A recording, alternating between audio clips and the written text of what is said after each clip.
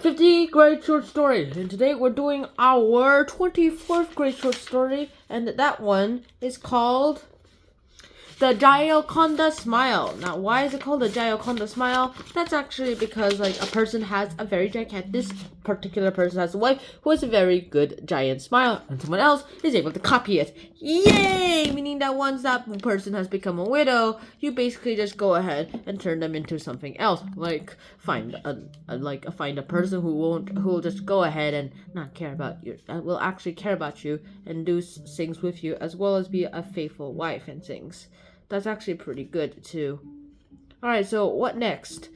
Well, okay, so what do we have next? Of course, first of all, I'm gonna go ahead and start off with the So first off, it's written by a guy named Aldous Huxley, and I know him because I made a video about him on this channel before, a few years ago. It's called his book, A Brave New World. It's a pretty good big seller in science fiction, so yeah, that kind of works.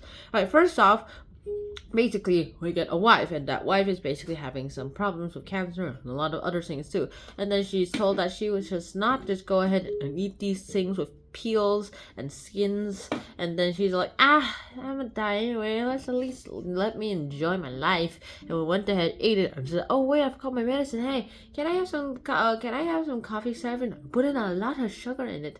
It's because I need to take the taste of the medicine. I'm like, oh yeah, it's for you. Get me the medicine, son. You know where?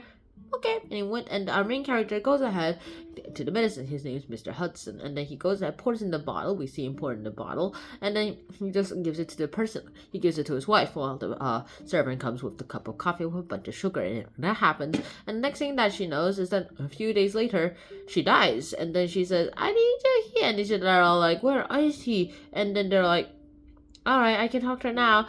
Too late. Why? She passed away 13 minutes ago.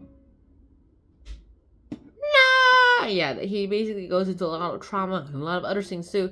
And of course, with that, he just goes ahead and gets all the and remembers everything about her, her Gioconda smile, those things. And it's pretty angry at others, saying, so bad that this funeral has to be on the day of that cricket match I really wanted to watch.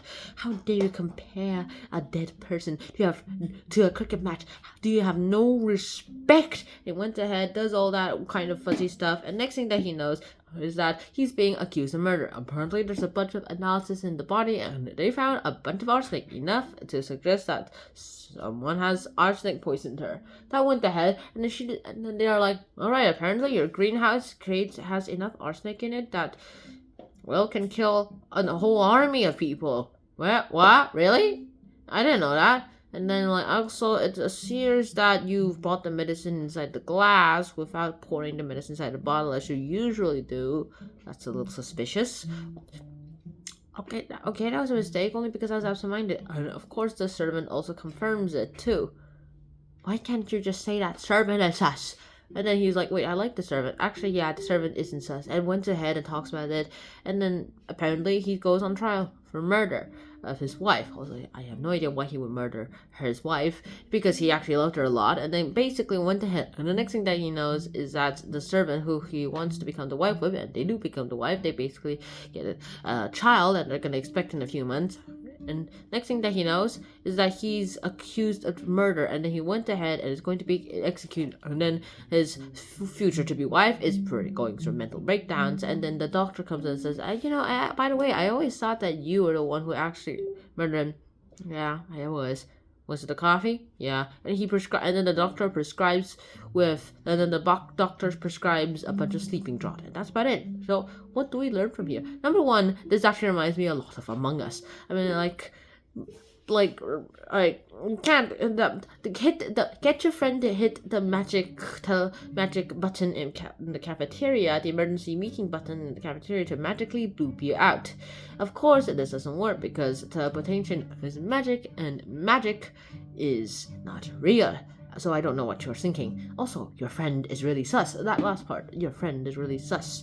That's actually pretty interesting too, because here you actually get things like, people are just going to, because here no one actually thinks that the servant is sus, because apparently they think that females are innocent and that they can't do any bad.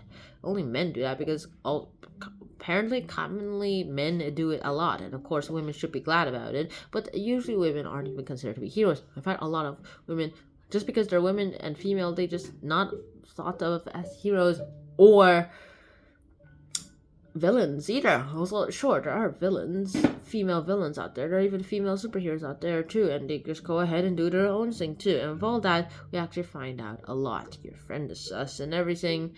And as far as I know, that's about it. So hopefully you guys actually did enjoy this episode. I really hope you guys did learn something from here. To be honest, what I learned from here is that you shouldn't rely on everyone and just evidence. But you should see it in the other perspectives too. And just what you think and the evidence proves doesn't mean that it's real. Maybe the evidence is fake. Where's the proof that the evidence is real? That's about it. So hopefully you guys actually did enjoy this episode. I hope to see you guys soon. And so until next time, shana, peace, bye-bye, wear a helmet.